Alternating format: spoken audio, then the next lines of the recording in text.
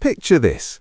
Millions of British pensioners who voted Labour their entire lives, who believed Keir Starmer when he promised to protect the most vulnerable, who trusted that a Labour government would have their backs, suddenly finding themselves stripped of vital winter fuel payments while energy bills skyrocket and the cost of living crisis shows no signs of slowing down.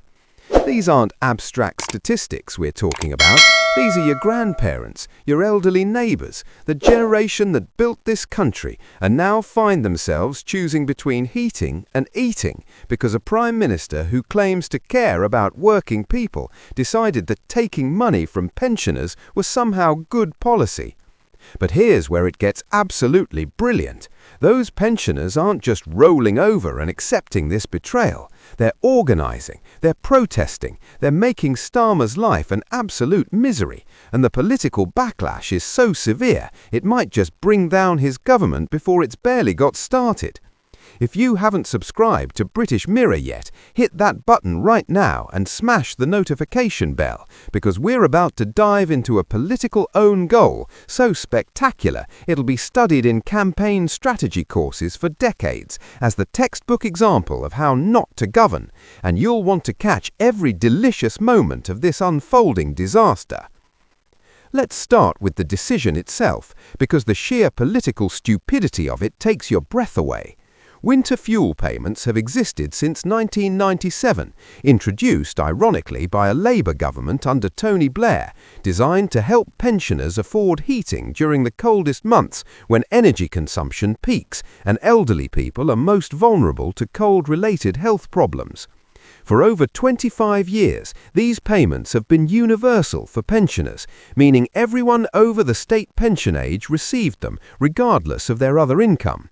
It's been a political sacred cow, the kind of benefit that governments from both parties understood you simply didn't touch, because pensioners vote in huge numbers and they have long memories.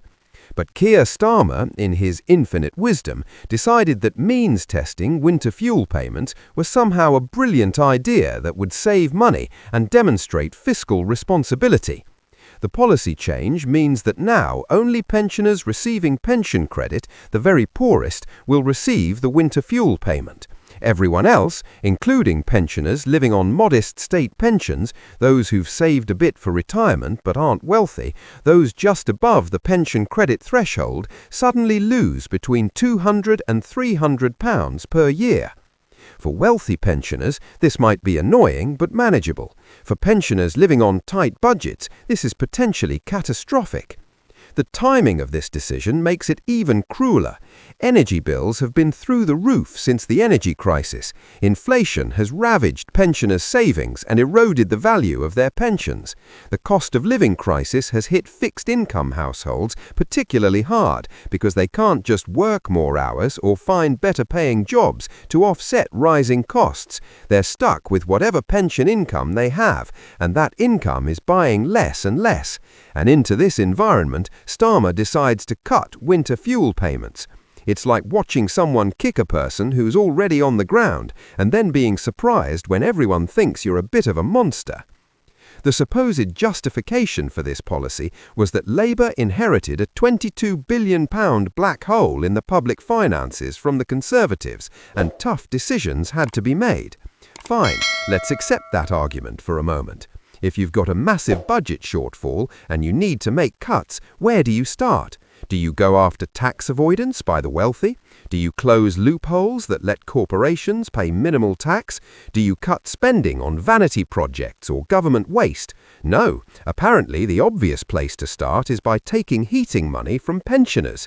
Brilliant prioritisation there. Really demonstrates Labour values, doesn't it? The amount of money saved by this cut is relatively modest in government budget terms, somewhere around £1.5 billion annually.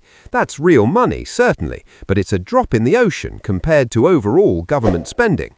For context, the government spends more than that on consultants, more than that on failed IT projects, more than that on various other things that don't involve keeping elderly people warm. So the cost-benefit analysis here is genuinely baffling. You save a relatively small amount of money while creating an enormous political problem and causing real hardship to millions of people. It's the worst kind of false economy. Now, here's where it gets properly interesting, because pensioners are not taking this lying down. Protests have erupted across the country, and these aren't your standard shouty demonstrations with 20 people and a megaphone. These are well-organized, well-attended events featuring thousands of elderly people who are absolutely furious and aren't afraid to show it. It's something particularly powerful to see 80-year-old women holding placards saying Starmer is starving us or Labour has betrayed pensioners. The optics are absolutely terrible for the government, and they know it. Pensioner advocacy groups like Age UK have been absolutely scathing in their criticism. They've published analysis showing that hundreds of thousands of pensioners who desperately need the winter fuel payment won't receive it because they're just above the pension credit threshold but still living in poverty. The poverty trap this creates is genuinely cruel. If you're a pensioner with income just above the pension credit level, you lose the winter fuel payment, but you're not actually any better off financially. You're still struggling, but now you've lost crucial support because some bureaucrat drew an arbitrary line and you fell on the wrong side of it. The political calculation behind this decision is genuinely mystifying. Pensioners are the most reliable voting bloc in British politics. They turn out in enormous numbers, they vote consistently, and they skew heavily towards voting Conservative. But many pensioners, particularly working-class pensioners in traditional Labour heartlands, have voted Labour their entire lives. These are people who remember the post-war Labour government, who grew up believing Labour was the party that protected ordinary working people, and now Labour is taking their winter fuel payments. The sense of betrayal is palpable, and the political consequences could be devastating. Opinion polling since the winter fuel payment cut was announced shows a massive swing against Labour among pensioners. We're talking double-digit shifts in approval ratings. Focus groups with elderly voters reveal visceral anger and a feeling of having been lied to. Keir Starmer campaigned on protecting vulnerable people, on building a fairer society, on being different from the Conservatives, and then one of his first major policy decisions is to cut support for pensioners. The cognitive dissonance is so severe that even Labour-supporting pensioners are questioning their loyalty.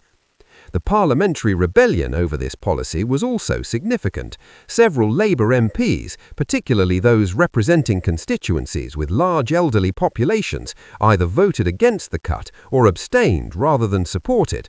This is highly unusual for a new government with a massive majority. Normally, MPs toe the line, support the leadership, maintain party discipline, but the winter fuel payment cut was so politically toxic that even loyalist MPs couldn't stomach it. Some gave impassioned speeches in the Commons about constituents who'd contacted them in tears, about elderly people terrified they won't be able to afford heating this winter, about the betrayal of Labour values. What makes this even more politically damaging is the contrast with other spending decisions the government has made. While cutting winter fuel payments for pensioners, Labour has found money for various other priorities that seem significantly less urgent than keeping elderly people warm. The government approved massive pay rises for public sector workers, which is fair enough. Those workers deserve decent pay, but the optics of finding billions for pay rises while taking heating money from pensioners is absolutely dreadful.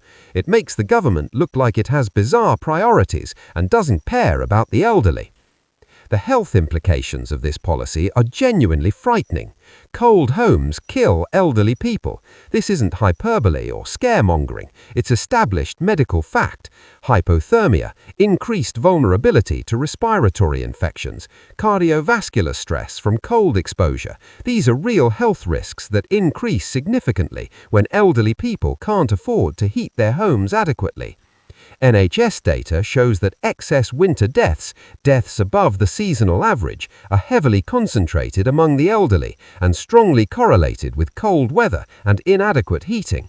By cutting winter fuel payments, the government is directly contributing to conditions that will likely result in more elderly people dying. That's not politics, that's a public health crisis. Health charities and medical professionals have been sounding the alarm about this policy. The British Medical Association has expressed serious concern. Age UK has warned that this policy will cost lives. Independent health researchers have published estimates suggesting thousands of additional excess winter deaths as a direct result of pensioners being unable to afford adequate heating. The government's response has been to largely ignore these warnings and insist that pensioners who really need help can claim pension credit. Except, as multiple organisations have pointed out, pension credit has notoriously low take-up rates. Many eligible pensioners don't claim it because they don't know they're eligible, because the application process is confusing, or because of stigma around claiming benefits. The government launched a campaign to encourage pension credit applications, which is laudable, except it's also an implicit admission that the policy itself is badly designed. If your policy requires a massive outreach campaign to prevent it from causing widespread hardship, maybe the policy itself is the problem. It's like setting a building on fire and then running in to save